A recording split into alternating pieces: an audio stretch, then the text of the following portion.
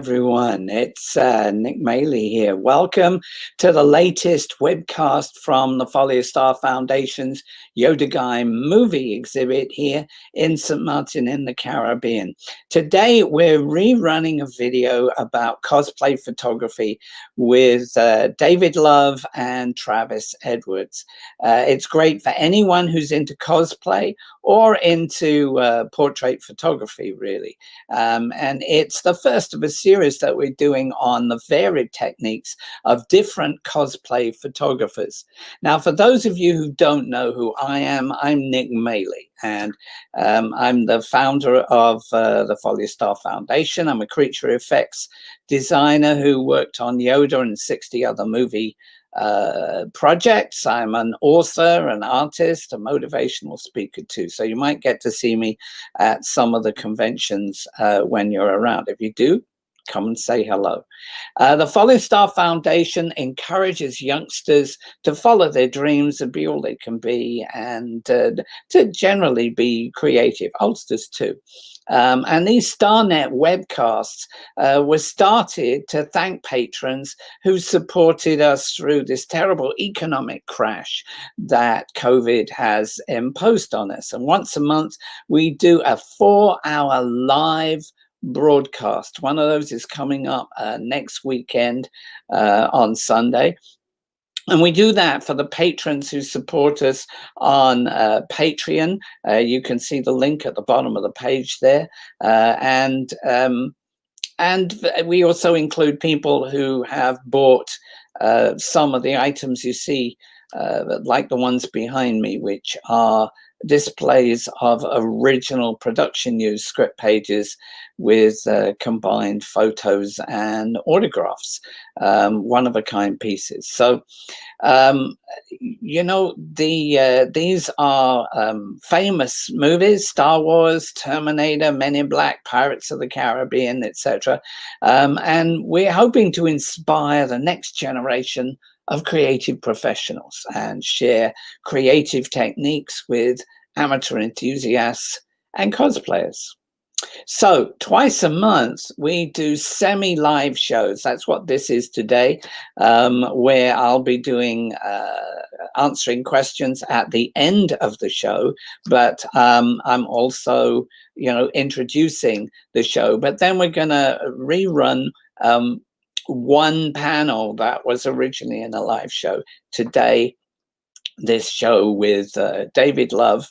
David Love is a very renowned in cosplay photography circles. He started out as a graphic artist, as he's going to explain to you, and he really approaches cosplay photography in a way that is quite different to someone who's wandering around at a convention.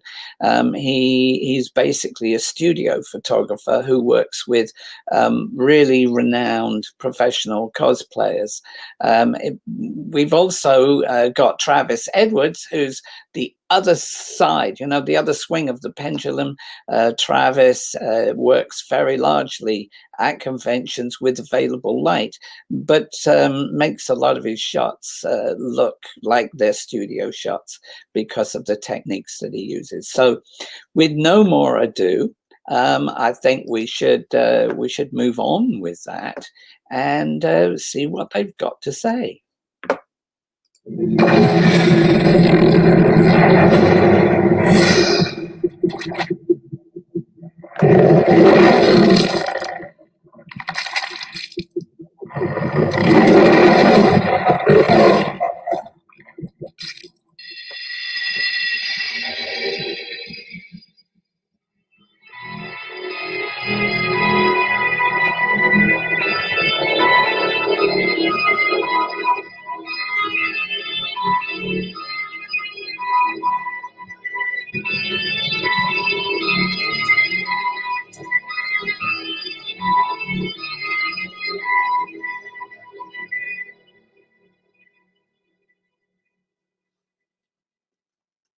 How are you, David?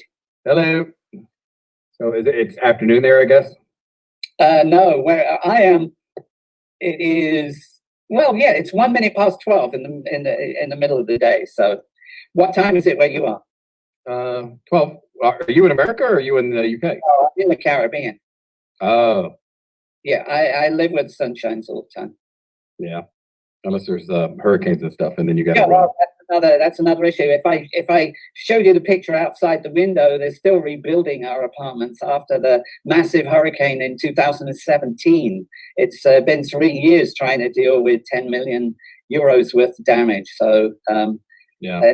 and just when we thought we were getting it done, they locked down the builders and everything else. What can I tell you? So, David, I'm a admirer of your pieces. I'm not that.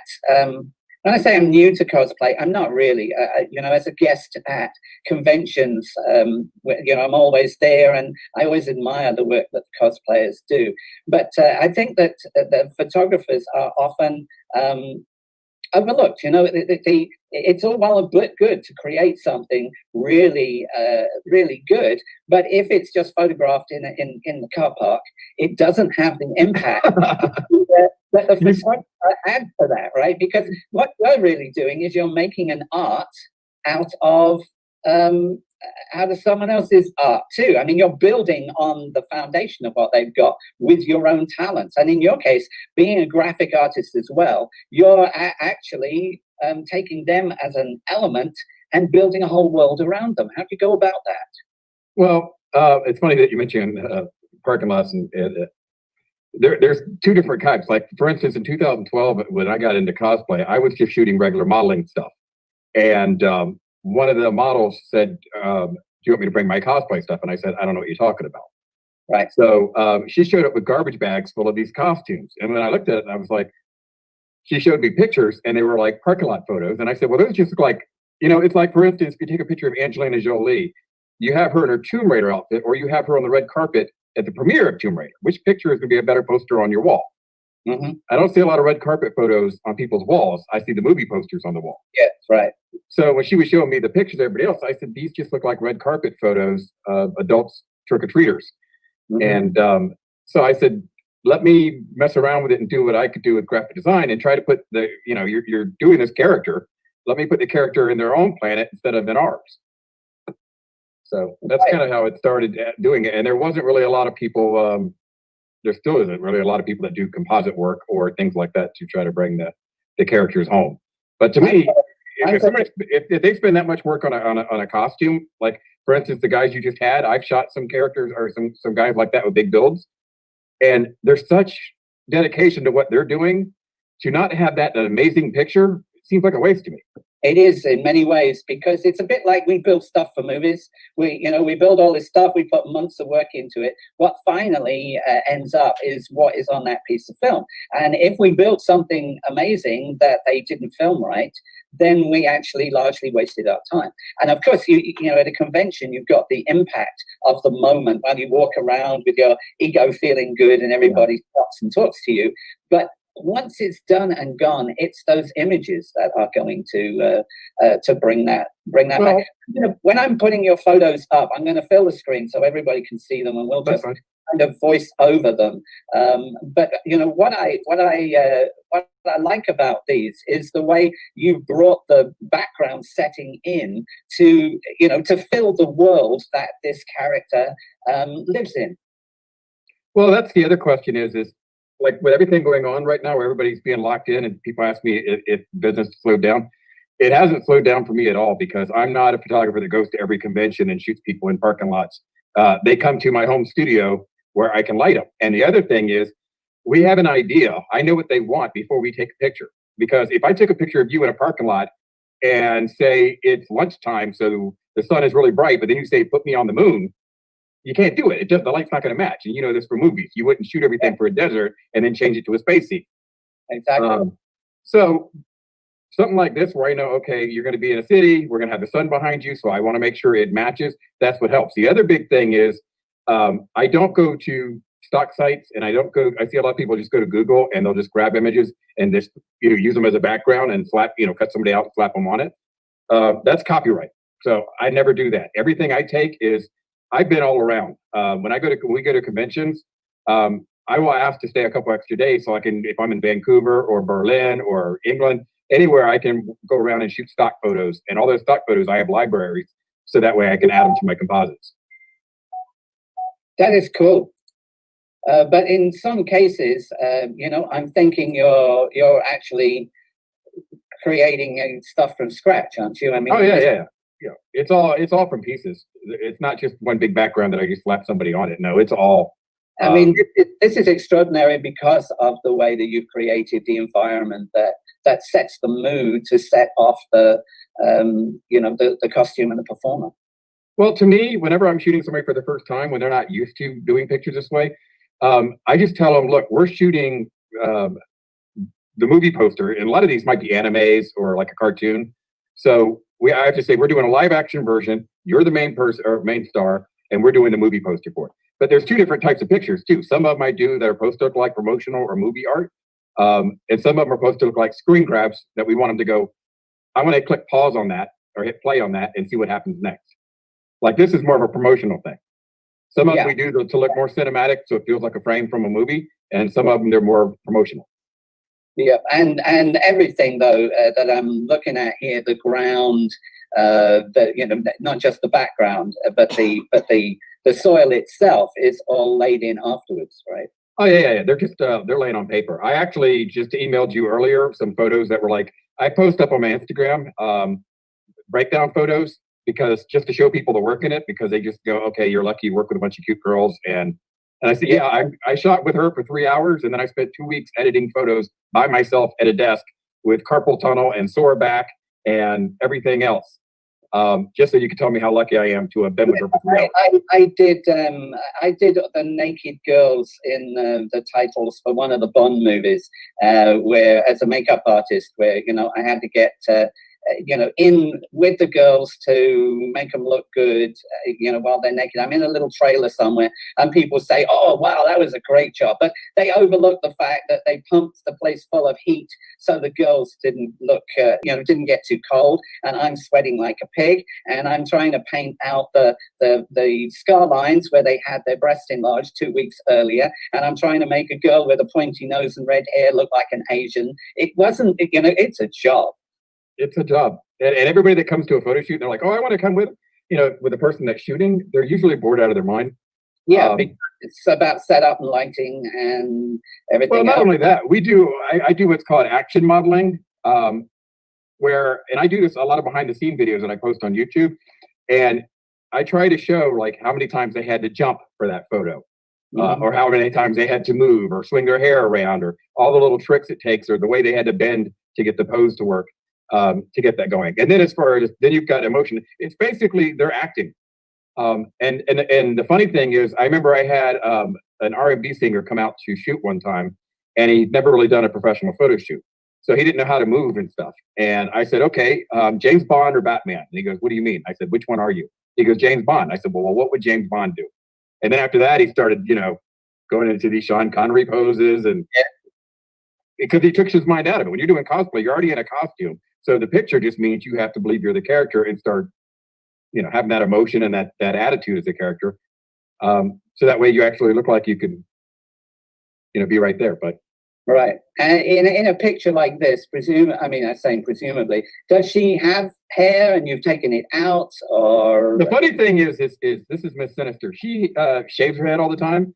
But when she came out, she hadn't shaved her head in a while. And I was expecting her to be bald, and she wasn't. So I had to go through and shave her head. Okay. But she has short hair, but I've done that before. I've had to add hair to people and do. There's certain things with a costume that they couldn't add, or there was something I can make to look a little better. They can go to conventions all they want, but the problem is usually at conventions, their costumes are falling apart because they're walking around them all day. They're bumping into them. And the lighting is not very dramatic. It's just really grungy, convention lighting. Conventions have these huge lights, way up in the ceiling. Yeah, that flattens everything out.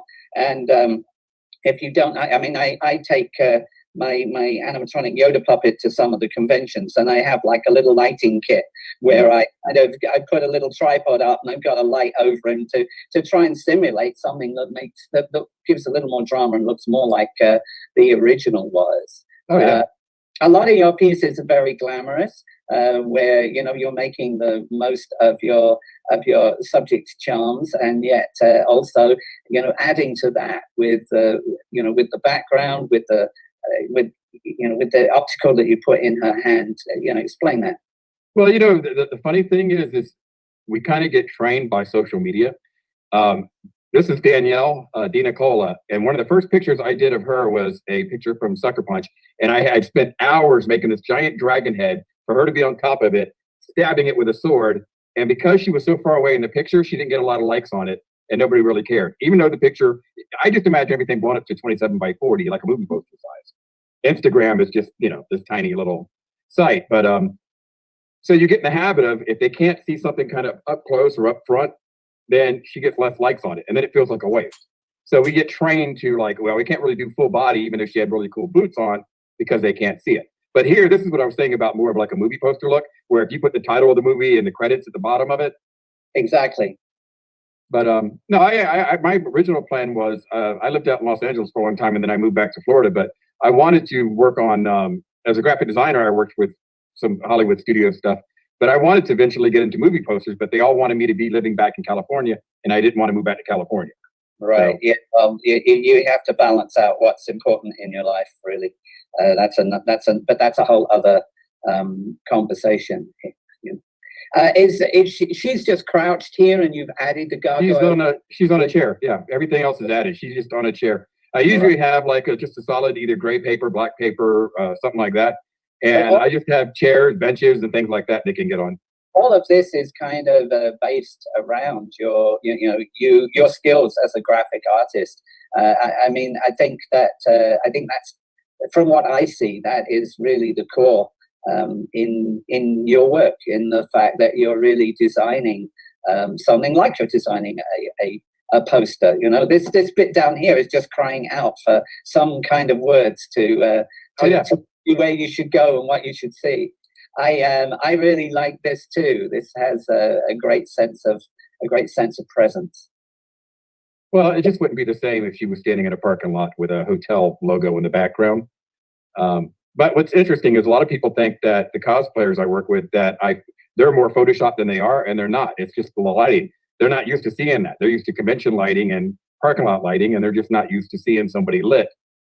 The way they're supposed to be lit.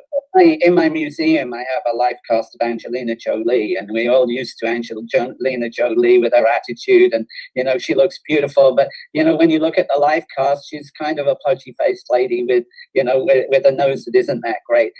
Makeup and lighting and attitude is what what really makes these people what they are. I love this piece. This is actually her twice. I had her put she had a little raincoat. So she was standing with her back to me for one picture, and I just shrank it and manipulated her down to be that size. But that's actually her in the raincoat as well. That's cool. Well, here's the thing is I'm in Florida, right? So there is no mountains. There is no amazing forest. It's just swamp and beach. So if we want to do something that looks cool, I have to create that.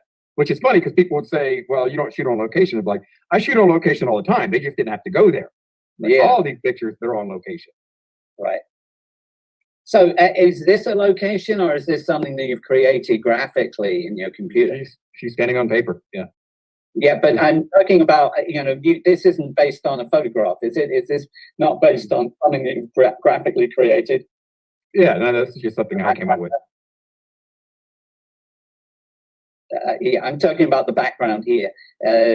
Obviously, she's from a photograph, but I'm wondering whether the background that she's. No, I just tried to create something that matched.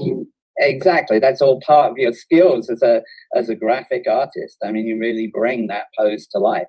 There's not. Sometimes there's something like that they'll find on the internet that inspires them, but I don't like to copy what somebody else has done, whether it's a painting or a picture or something. A lot of times we might even look at I'll be like, okay, well, show me the video on YouTube, and then we'll see like a screen grab or like an action shot of somebody moving, and then we'll pause it and go, that would be cool. But a lot of times it's the things that I want to see is like, how's it lit? What's the mood of it? Because I don't know a lot of these characters. So I just go, okay, how can I make it cool?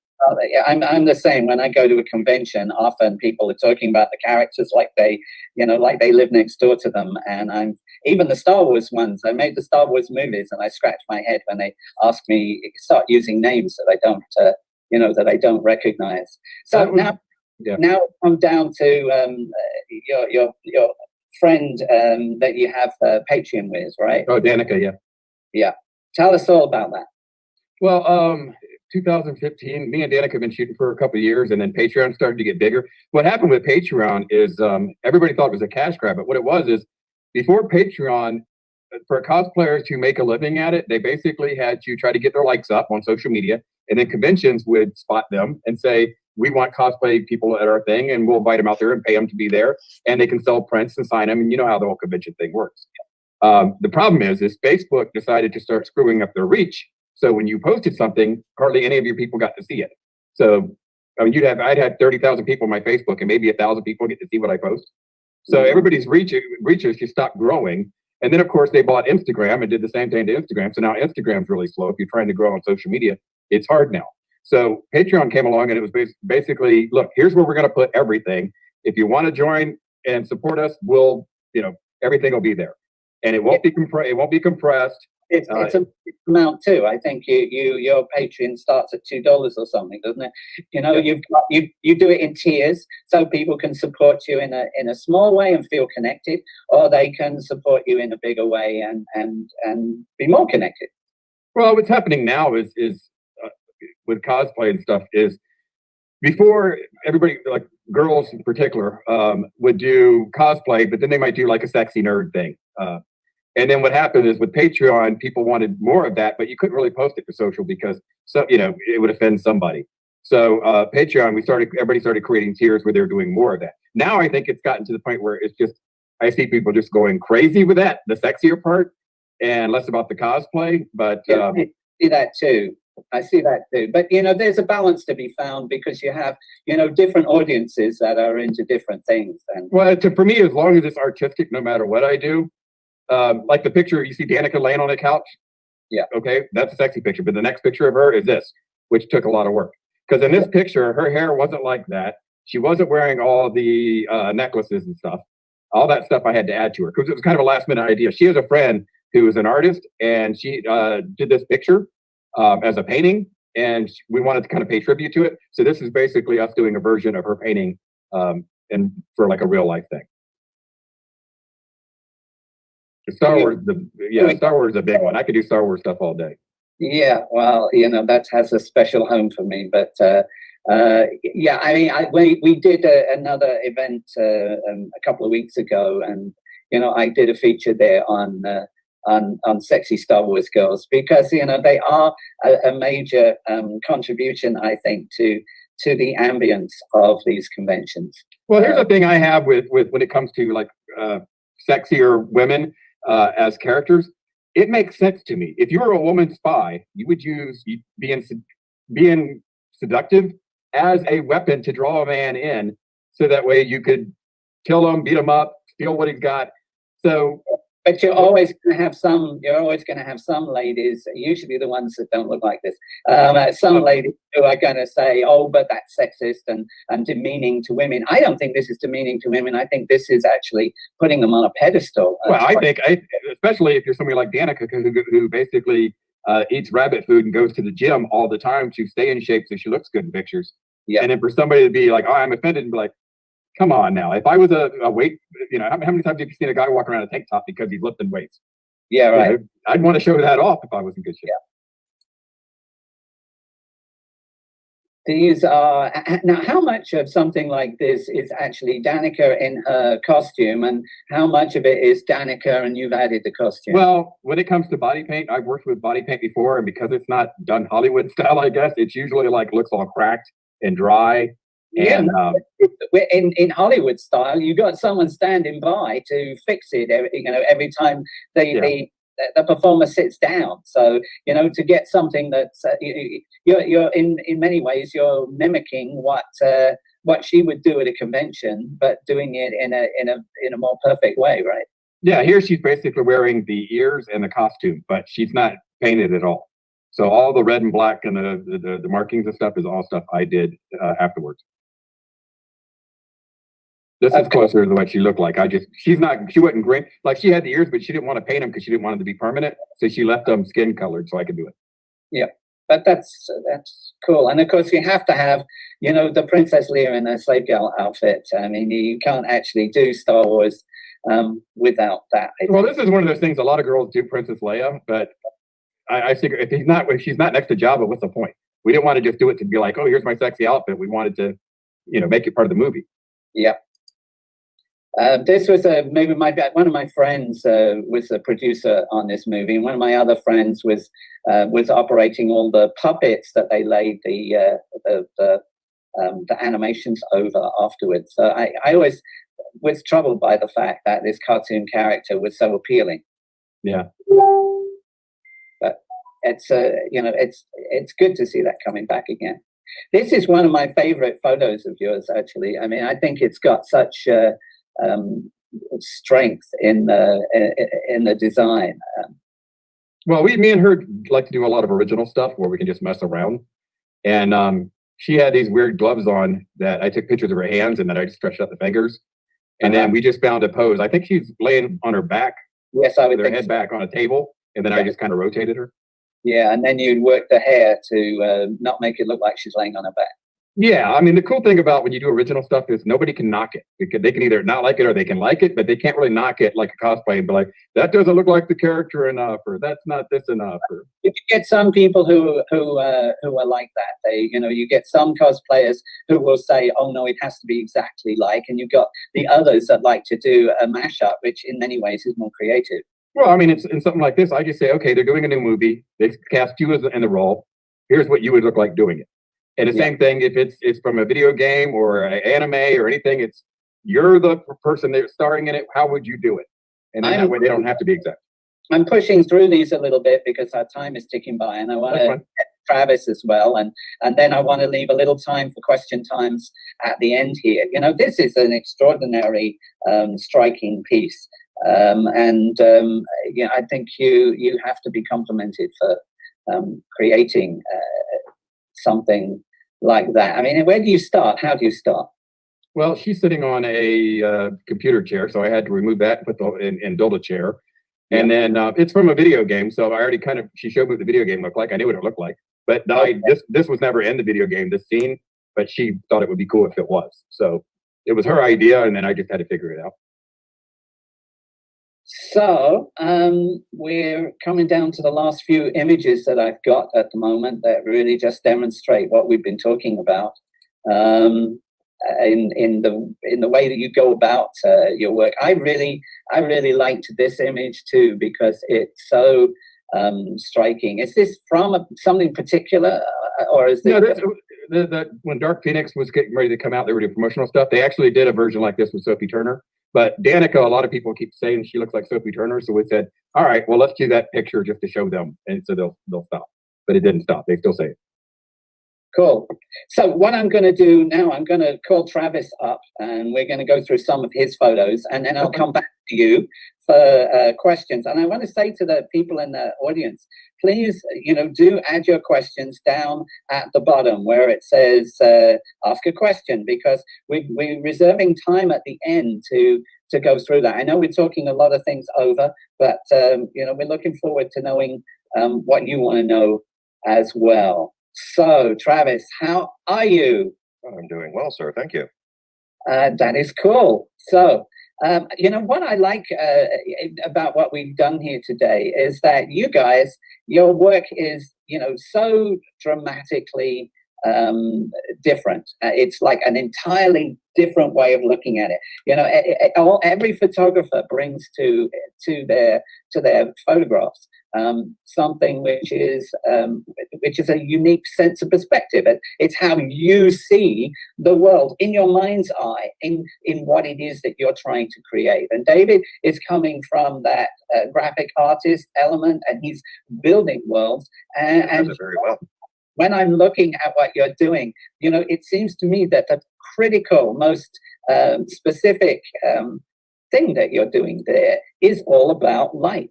It's you're the artist who is working an environment, taking out the real world to show the costume as best as possible. Talk to us about that. Well, actually, I got my start in industrial photography, and so a lot of the things that have really shaped how I've done it was how I see shadow. It really breaks down to that, because a lot of the times there was, pipelines and refineries and things like that. But when you get to something like this, for example, this Mandalorian here, I thought the curves of his armor, the curves of his helmet, the striking positions and things like that, if you light that really, really well, then man, that thing would pop. It'd be awesome. Right. But also, you're working with perspective, and you're working with light, mainly in live situations, or have you added anything into this? Both, actually. In the picture prior to this, we were actually shooting in his spare guest room. And this was actually basically a hallway shot outside a convention in Oklahoma City. So. Right, but the skyscraper in the background and It's those real. That's real. That's what I thought. Yep. Of course, I know you from a convention where we were together in Tulsa, and you can't get through any of these conventions without 501st being there, and so they're an integral part in some of your images too. Right? Aren't you a member of the 501st? Absolutely. Honorary, basically. I'm working on getting a costume together, and my girlfriend is actually, we're also working on her Mandalorian. So, yes. Yeah, I just remember going to one of the 501st dinners, and you were sitting there with me. So that made me think that maybe you were already a part of that. But anyway, so, the essence here, once again, talk to me about what is created here and what is not created here.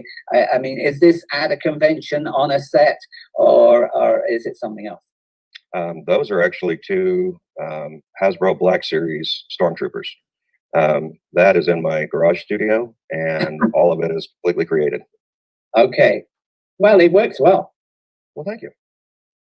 I think a lot of your stuff, this seems very typical to me of your black and white stuff. It's all about moody lighting. It's it's almost grunge photography in a way. I mean, it's got this element of down and dirty, and something like catching a momentary glimpse of some other character's life.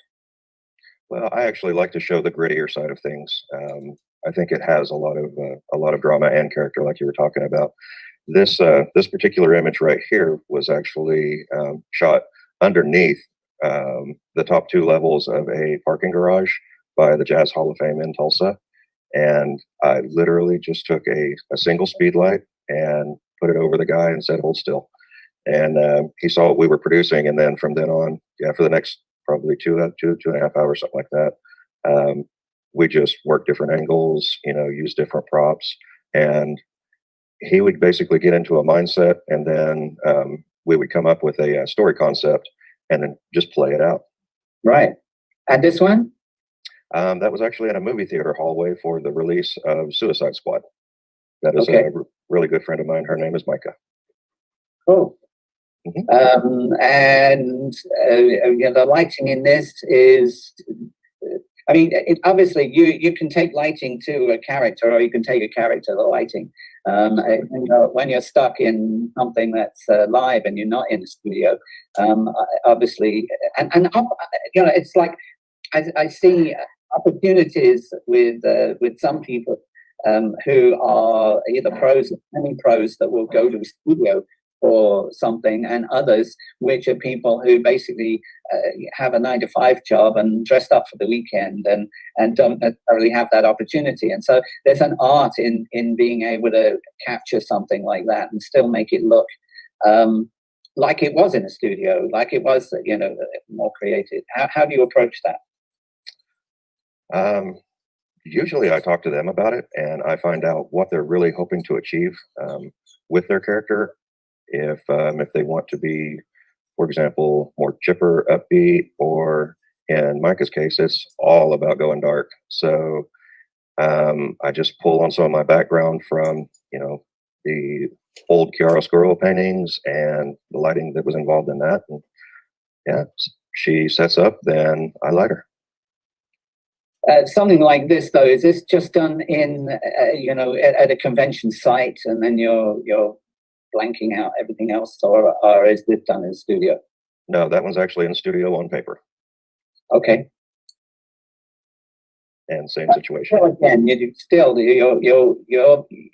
going the complete opposite way to David. David's creating a whole world for this character to live in, and you're putting a very clean, crisp focus on the character rather than the rest of the world or what else is there. And that is clearly a deliberate move on your part. Absolutely, yes. What was this shot? That was actually under the parking garage. Same guy. This was just with the helmet on. So I see. So this is the same. I'm sorry. This doesn't look like the same character to me as the other guy. So a separate thing. Unlike David's situation, I and my models are out there actually in the real world, and for this particular shoot, there was quite a few transient people that lived under that parking garage. So it was kind of it was very interesting, and it didn't always smell pleasant down there. But it turned out to be basically the perfect environment for the type of feel that he was actually trying to achieve. Yeah, and actually in situations like that, which I know I did a shoot in LA, and I took the camera crew under the bridges where all the homeless people were living, and people were saying, you don't know where we just were, we could have got killed there, and it was like, yeah, but there was just so much reality in the fact that that stuff is there. So they've already built the set for you, effectively. It's a matter of having the vision to see how you might work with it. Well, there absolutely is, and realistically, I've made several friends of what people call transients and stuff, doing that, because I like to talk to people and like to engage people in conversation. And, they'll come up and they'll ask us, what are you doing? And I've even had some people assist me with lighting and stuff during that. So, yeah, there can be risk, but 9 times out of 10, if you give them a chance, people are inherently good. So cool. Talk to me about this. This was actually a plane that was sitting in the middle of a field. Over by Owasso, and the gentleman in the suit, we actually shot him in the Spartan School of Aeronautics Training Center, amongst some of the jet engines that they actually work on and whatnot. And I came in and basically took the two, composited all of it. Same situation here. I just had him jump, but in the top up there, those are the jet engines, and that actually is their real training environment. So we just threw some guys in some lab coats, got him in his cosplay, and I hopped up in the rafters. So yeah, it's and it works. It tells the story, right? But you also do pieces like this for cosplayers who are just friends that want to capture their costumes. I think. Do you do a lot at conventions? Because that's where I met you, right? A lot of the time when I'm shooting conventions, I don't typically do the hallway shots. I will grab cosplayers and take them off for one-on-one sessions. That's the majority of what I actually do at conventions. So I'm just going through a few of these that again have that same style. And these pieces that these cosplayers love to have their little cosplay cards, etc. I'm looking at the graphics down the bottom here. It looks like you kind of designed these specifically for that. I did actually. This entire session was for the Mandalorian mercenaries for their cards. Right. This one, I wasn't quite sure what was happening here. Basically, they were just 2 characters from Doctor Who, kind of playing it up a little bit. Maybe I didn't see that episode. Oh dear. So, yeah, I'm coming down here to the last few pieces that I have for you. Was this a character that was built, you know, like you go to a lot of these conventions and someone's built a character and they've got it over in the corner, or is it something that you created and pieced together? No, the only thing fake in that picture is actually the background. Right. The character is, or the creature is real, and that is one of the Mandalorians from the local Mandalorian mercenaries group. Cool. Mhm. Yeah, I think I'm a member of every group. You know, I'm honorary member of every group. But I have a fondness particularly for the Mandalorians. I don't know if it's because they are more individual in the way that they go about, you know, what they do. The 50 is very regimented in what they're allowed to do with their costumes and you know and various other things. I get maybe I'm more of a rebel at heart. Talk to me about this. This is actually also from the Suicide Squad premiere from the same day. It's obviously a different place in the theater, but that's also a hallway shot. Yeah, it's cool. It is. I don't think this was a hallway shot, was it? No.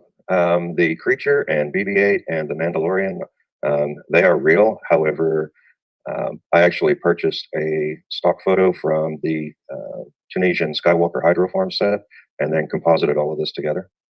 Yeah, it's cool. Thank you. So, I think that is about what we've got. So we're going to get back to a question time. I think the audience is in shock because basically you guys go about, you've answered a lot of the questions anyway, but basically you're taking what a cosplayer sees as their finished item and taking it onto another space. And is this something that you see yourself continuing with on the same lines over time, or do you see it developing into something different? Where are we going with it? Well, the hardest part about cosplay right now is probably for men, and because some people ask me if I even take pictures of men, and I'm like, sure, if they want to shoot. The problem with men is they don't have such a market as cute girls, so they can't sell prints. They're not going to get invited to conventions as much because they don't have as big of a following. And that's wrong because there's some guys out there who do like the guys you just had, we're talking to, and some other guys out there that are pretty popular and do some amazing stuff, but just don't get the attention because it doesn't take much for a guy to go, she's cute, I don't care what she's wearing. And I don't know how many times I've seen the comment, I don't know what character you are, but you look good. Yeah. So it doesn't matter, but men kind of get shorted out on this, I guess. Women are just not. Well, I think there's also an element of there are some girls that are doing cosplay who maybe are not so fond of the fact that another girl is getting so much attention basically because she looks good rather than the quality of the costume that she's made or something else. But this is coming down to men and women ultimately. What men see in these images and in cosplayers when they go to a convention, we see something that is based on who we are and what nature has put in us to be attracted to. And the same thing with the ladies, but what they're seeing is something entirely different. And I think that maybe in part it comes down to where is the paying audience? The guys are the ones that are putting their hands in their pockets to buy the posters and to buy the other stuff. And so those are that's where that becomes what the market is. But I do see when I've been going around some of the Facebook cosplay groups, you can see different attitudes in each of those groups depending upon who was the administrator and what perspective did they come from. Did they come from their own personal perspective as a cosplayer, wanting to bring themselves forward as a more of a leading light because they're the admin of a Facebook group, or are they putting up their Facebook group because they're already a personality and they're trying to work with their followers, etc., etc. What's funny? What's funny is when you think about where most of these characters come from, some young, somewhat perverted guy created a character, a scantily clad female heroine, and then for a bunch of teenage, also perverted boys, she's reading comic books. Even though now, so a lot of the cosplay, they go and look at the comics and go, okay, she's basically wearing a one-piece bikini with some thigh-high boots, and that's her costume. Whereas with Marvel's doing now, like I like what they did with Wonder Woman. The Wonder Woman movie is they didn't really change her costume. It's still a mini skirt. She's still sexy, but she's a badass. So to me, that's empowering.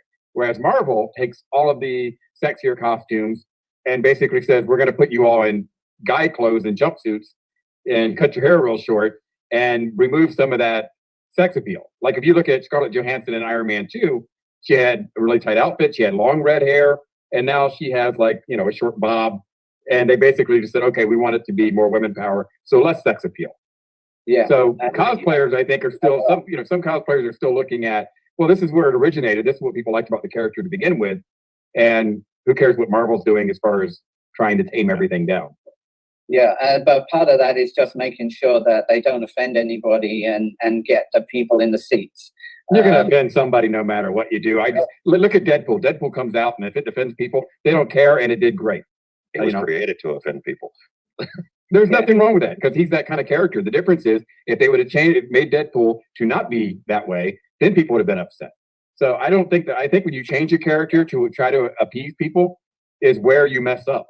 I think you just have to do it and go for it. And because the people that like it are going to love it, and the people that don't like it weren't going to like it anyway. Nope. I got some questions here, so I'm going to just run through those. David, what's the longest session you've taken part with for a single shoot?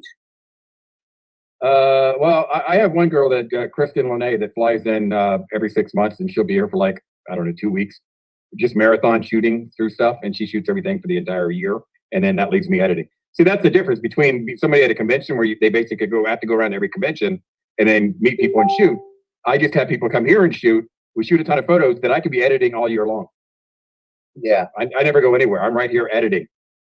Right, I can see how that would work because it's very much like filming a movie in the first place, where you say, okay, well, we're going to create Tatooine, we're going to shoot in the desert in Tunisia, and then we're going to go back into the studio and shoot all the details, and then we're going to sit down and edit and put it all together. Well, kind of like the compared to the original Star Wars to now with Mandalorian, where they basically have LED screens up, and he's just standing there, and they're lighting him with LED screens. Whereas Star Wars, they were in the actual desert in Tunisia. That's right. Yeah. So, second question for both of you here: what was the starting point for you? I mean, the first photo that you took as a professional. How did that come about? As a professional cosplay photographer, or I guess as a photographer in we general? already talked about it, the professional photographer doing industrial I would stuff. say cosplay, since this is what it's Yes, I would say so too. For me, it was actually the Suicide Squad premiere. That's where I got my first start. So mine was just like I said, when the one girl showed up with a bag full of costumes, and then showed it to me, and I said, oh, okay, well, it's even better if I know the character. A lot of times I don't. A lot of times it's some weird anime, and I'm like, how are we going to make this realistic? But sometimes if it's like from a movie, then I'm like, oh, I've seen that movie. It's loved it. I know. I'm already thinking about the cinematography in my head. Right. Oh, Yeah. Because point of reference. same way, I look at some of these characters, and everybody's, the people in that group are all talking about that character as though it's an old friend and someone that, of course, everybody would know. And I'm scratching my head, saying, where does this come from? What is this? I guess that's a cultural thing.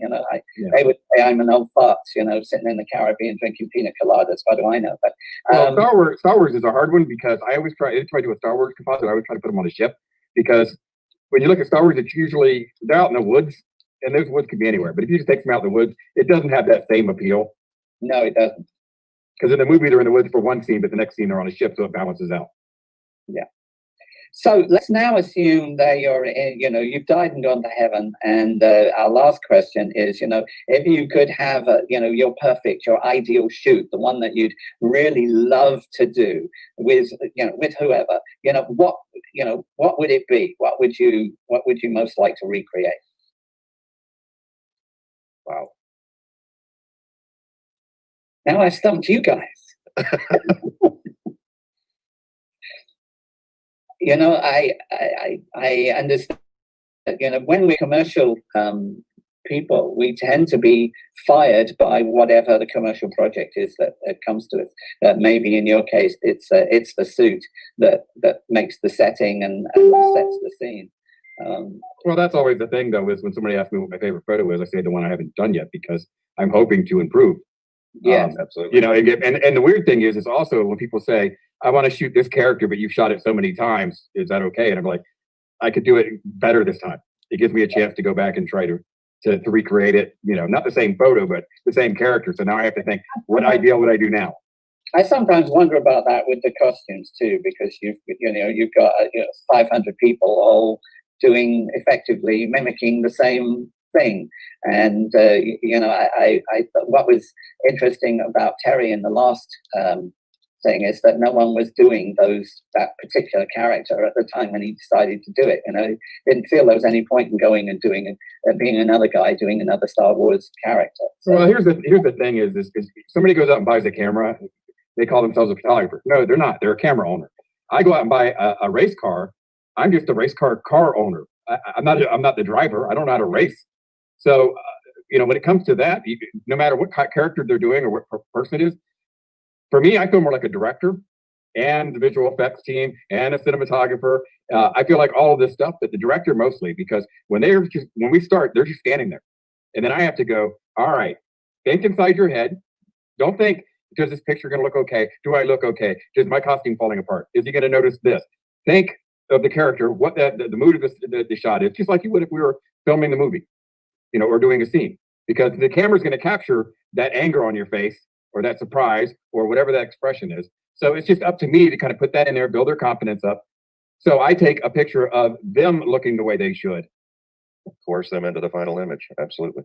Yeah, and sometimes you have to trick people. Sometimes you have to do that because everybody has their own faults. That's why I say nobody should ever retouch their own photo because it will be over the top. And I see it on Instagram all the time because everybody sees their own flaws that nobody else notices. Absolutely. Right. Yeah. So I'm a creative soul. So for me, I think that the stuff that if someone asked me what did I want to make that would be the ultimate thing, it would be to realize one of those complete fantasies that lurk in the back of my head that that I would then try to like to see brought to life, brought to the public in such a way that then other people were out there, mimicking my characters, mimicking the stuff that I'd created. I think you have the ability of looking at something and putting it together and piecing it and creating it.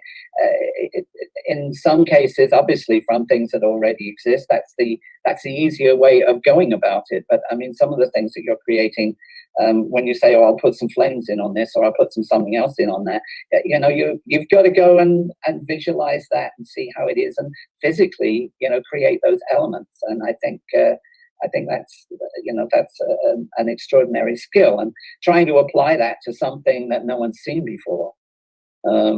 It would be kind of interesting to make a character up that didn't exist anywhere, and then I said that before too. It's like, why don't you just create your own thing? Or if somebody says I don't know how to make something, I'd be like, make your own version. Convince people it comes from something. Yeah. Well, the best compliment I get is also probably an insult to most cosplayers at the same time. The cosplayers say, I'm not getting a lot of likes on the photo because everybody just thinks it's official artwork. For me, I'm like, okay, if we're fooling them, then that means they're holding what we're doing to the standard. Yeah, they're holding it to the standard of what the studios are doing or art houses are doing. But to them, they're like, no, they just count my photo, and they don't like stop and go, oh my God, you did this. They just go, oh, that's like this one cosplayer I shoot, Allison Tabitha, who's amazing. She wants to look like somebody, the way she does her makeup and stuff. She can look like whoever she wants, male or female character. So she already looks dead on it. So when we do a picture, a lot of times people just assume that's the character and they just skip right over it. And she doesn't get a lot of likes. They don't appreciate her because they just assume it's the actual movie. Really? I love it. She hates it. I'm sorry to say goodbye to you guys. It was good. It was really good having you here, and I really appreciate you taking the time for our little, trying to help our little foundation stay afloat through this particular time. Thanks for having me. No, thank you, David. It was a great pleasure in having you here, and I hope that we'll see you again another time. Take care. Bye. So, Travis, here we are again. Yeah. Again. Oh, what's happening in Tulsa? Very little at the moment. The convention was supposed to happen and didn't. I mean, is that true, or have I got my dates wrong? No, so far most of the conventions have actually been canceled. Yeah, it's due to the lockdown, and yeah. So, but maybe this is part of the future. I'm hoping that when we're going to put together a lot of recordings like this, and then maybe look at making those available to raise funds through live conventions later on, because we're going to have a lot of stuff that's really interesting to sort of work with. Thank you for coming and being here. And my pleasure. All my friends in Tulsa. I stay in touch with some of them through Facebook. But, you go out to these conventions and you meet a whole new family of people, and then lo and behold, absolutely, you move most of them again until another connection and another time. So I'm going to say goodbye to you. I'll see you again, my friend. Sounds good. See you. Yeah. Bye.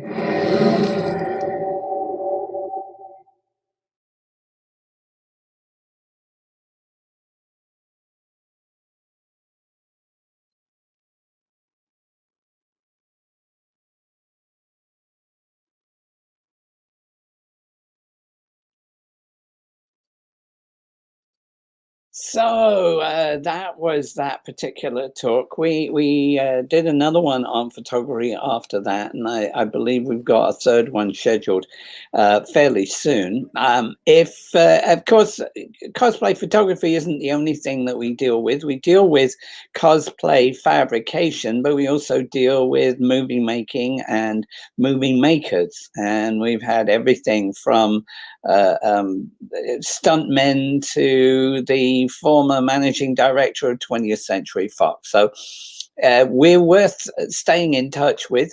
If you'd like to do that, please do join the STARnetEvents Facebook page. It's free to join, and it'll keep you updated on what is going on and where. We are, I'm going to say thank you for watching, and if you enjoyed this panel, or if you watched any of the others and you enjoyed those too, please consider joining our Patreons group. You see the link at the bottom there, because it's the only way that we are able to afford to keep this facility running. We got 2,000 square feet here, and we've still got to pay the rent, even though there's nobody coming to see anything here. We're surviving entirely through the internet. So if you enjoyed the panel, please consider joining that group. You can be a Patreon by donating as little as $5 a month. It doesn't have to be a big amount, although you can donate more if you want to. And what we're doing, it helps us do what we're doing. We're in the Caribbean, and all the income here has come to a halt in the foreseeable future. And so it's down to our patrons and the people who subscribe to our sales that keep us going. I thank you again for watching, and I hope that you'll watch us again next time when we do another STARnetEvents webcast. Enjoy the rest of your Sunday, okay? And may the force be